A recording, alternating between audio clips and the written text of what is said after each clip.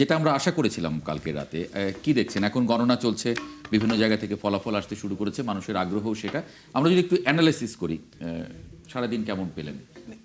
আসলেই তো গত ৫৪ বছরের ইতিহাসে আমার কাছে মনে হচ্ছে যে এভাবে স্বতঃস্ফূর্ত অংশগ্রহণ নিয়ে এবং এইরকম কম সহিংসতাপূর্ণ এবং কম মৃত্যু সব কিছু মিলিয়ে প্রধান উপদেষ্টা যে কথাটা বলেছিলেন ৩-৪ মাস আগে যে উনি একটা ঐতিহাসিক নির্বাচন দিতে চান, আমার কাছে মনে হচ্ছে একটা ঐতিহাসিক নির্বাচনই আমরা এবার সাক্ষী হলাম।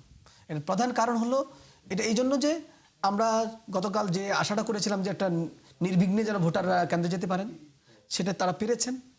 আমার কাছে মনে হচ্ছে প্রায় কমপক্ষে ৯৫% লোকেই পেরেছে, হয়তো ২-৪টা জায়গায় সমস্যা হয়েছে। আর আমরা দেখেছি যে প্রত্যেকটা মানুষ ভালো মানের রডের থেকেও ১২% অধিক শক্তিশালী। আকিজ ইস্পাত, কমিটেড টু কোয়ালিটি। প্রত্যেকটা নাগরিক ভোট দিয়ে হাসি মুখে বের হয়ে আসছেন। তো এই যে ভোট উৎসব বলতে আসলে এটাই বোঝাচ্ছিল। আগে আমরা ভোট উৎসব বলতে বুঝতাম আমরা যখন স্লোগান দিতাম, পোস্টার লাগাতাম, ব্যানার লাগাতাম। আর এখন আসলে ভোট উৎসব হলো আপনি আপনার অধিকারটা প্রয়োগ করে, ভোটটা প্রয়োগ করে হাসি মুখে ভোট কেন্দ্র থেকে বেরোলেন এবং কেউ আপনাকে কোনোভাবে ফিজিক্যালি অ্যাসাল্ট করলো না। এখন বড় চ্যালেঞ্জটা হলো সরকারের জন্য, এটা ঐতিহাসিক থাকবে ততক্ষণ যখন আপনার জয় পরাজয়টা নির্ধারণ হবে, ফলাফল ঘোষণা হবে, তারপরে যেন পরাজিতদের উপরে কোনো আক্রমণ না হয়, পরাজিতরা যেন কোনোভাবে সহিংসতার শিকার না হয়। এটাই হলো এখন এই সরকারের মূল চ্যালেঞ্জ। জি, মারুফ মল্লিক, আপনার বিশ্লেষণটাও কি একই রকম নাকি? আমরা দেখছি গণমাধ্যমের সূত্রে ৮০ বছরের বৃদ্ধা তিনি নাতির কোলে চড়ে ভোট দিতে এসেছেন।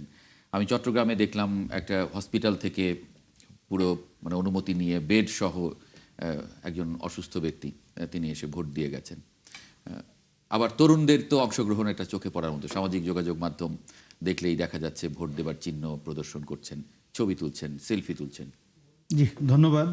আমার কাছে মনে হয়েছে যে একটা সুষ্ঠু এবং স্বাভাবিক নির্বাচন হয়েছে এই পর্যন্ত। আমরা যেটা দেখেছি, আমি সারাদিন ঢাকায় বিভিন্ন জায়গায় বাড্ডা, বাসাবো, মৌচাক, ধানমন্ডি, কাঁঠালবাগান, মোহাম্মদপুর, আদাবর, মিরপুর বিভিন্ন জায়গায় ঘুরেছি। আমি দেখেছি মানুষজন খুব একটা রোমাঞ্চিত যে সে তার ভোটাধিকারটা প্রয়োগ করতে পারছে এবং উৎসব মুখর পরিবেশে।